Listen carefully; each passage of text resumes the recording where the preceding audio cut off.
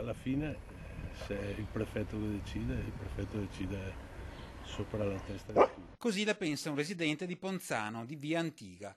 Qui, all'inizio della strada, quella che fino a pochi mesi fa era una residenza per anziani, è ora destinata ad accogliere un gruppo di richiedenti asilo. La voce è cominciata a circolare tra gli abitanti nei giorni scorsi, quando si sono visti al lavoro gli operai per sistemare la struttura.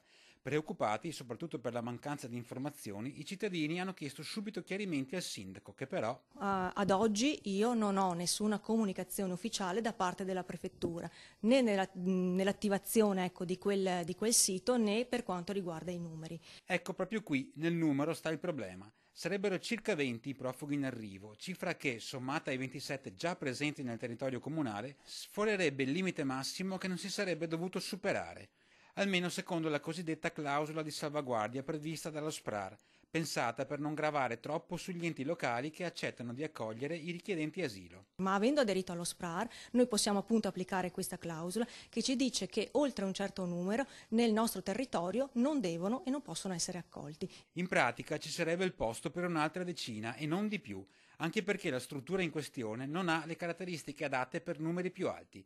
Sta di fatto che, a fronte di un'apertura verso l'accoglienza, ci aspetteremo dalla prefettura, dice il sindaco, un trattamento diverso. Ad ogni modo, se serve, siamo pronti ad intervenire. Beh, il Comune metterà in campo tutto quello che potrà fare, ci sono già stati degli esempi nei comuni vicini, si è operato anche con un'ordinanza di sgombero per quei numeri che eccedono la capienza massima delle strutture.